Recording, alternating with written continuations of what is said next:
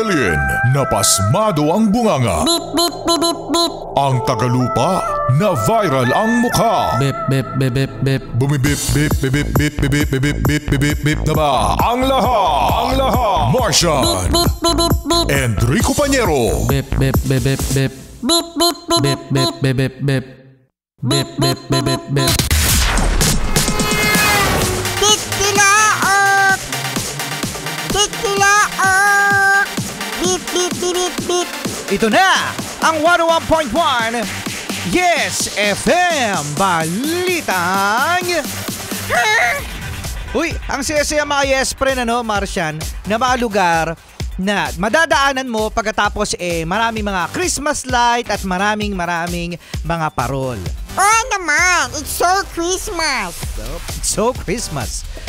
Eto mga Yes Friend, ang Maynila, sinabi ni Mayor Isko, ni Yorme, na pasensya na kayo. Wala akong ilalagay na parol sa buong Maynila kasi that would cost 14 million pesos. Ang mahal-mahal pala ng Christmas decoration. Oo, kasi imagine mga Yes Friend, ilang kalsada ang meron sa Manila. So, ngayon mga Yes Friend, ay humihingi ng pasensya itong si Isko dahil sa wala nga daw makikita na mga parol, na mga pailaw, no? Which is iba sa iba na lang gagastusin ang ipang-decor kasi 14 million is 14 million pesos. At kung titignan nyo mga Yes Friend, marami mga nagre-react na pwede naman daw na mag-recycle na lang, pwede naman daw magpa-contest itong si Yorme. Yun nga lang kasi kapag nagpa-contest, meron ka ring premyo pero makakatipid ang Maynila. Pagkatapos, ang contest kasi mga Yes Friend, per barangay yan. Paano naman yung consolation prize? Siyempre gagastos din yung barangay. Correct! Oo, di ba? Gagastos din ang barangay, chairman. Kasi mag-aano ng mga pondo. Depende na lang mga Yes Friend kung merong mag-sponsor. Oh, ayan. O, baka naman Yorme, mag-ano ka na lang na mag-sponsor dyan sa Maynila ng pa-Christmas. Mahirap doon, Rico Pañero, magpa-sponsor. Bakit? Kasi mamaya baka yung mag-donate. May record. Oo nga, no? Baka may record yan sa flood project, contractor, gano'n.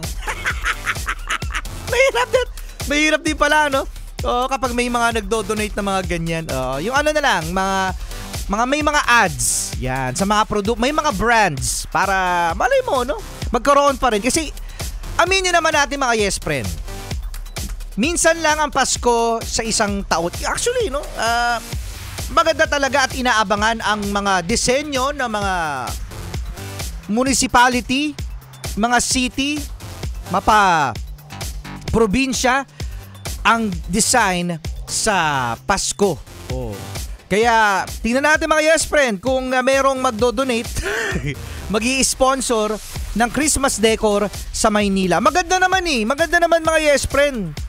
Yung objective nitong walang Christmas decor dahil yung 14 million pesos ay napakalaking halaga at maaari pang matulungan ang mga nangangailangan para sa mga taga Maynila din naman ito.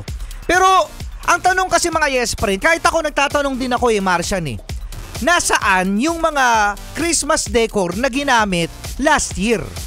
Ito ba ay nirerentahan? Ito ba ay one time na ginagamit lang pagkatapos i-dispose na? Hindi ko alam mga yata. Iniisip ko nga, isa na lang ini-stock yan pagkatapos ng Pasko. Oo nga! Tapos 14 million pesos pala. Sa Maynila ito, hindi ko alam sa ibang munisipyo. Oo, no? So, alamin natin mga Yes Friend, kung saan napupunta, kung ito nga ba ay for rent? Kasi malaking halaga talaga tong 14 million pesos. Naisip ni Yorme, no? Yung ganyan. Pero again, mga Yes Friend, iba pa rin talaga kapag merong Pasko feel sa isang lugar. Merry Christmas! So, yun. Kasama nyo pa rin, Enrico Pañero. At Martian the Cuteness! So, yung iba nga dyan kahit hindi Pasko, walang ilaw. Walang ilaw sa poste. Ang dilim po. Walang ilaw kahit hindi Pasko. Sa poste, walang ilaw.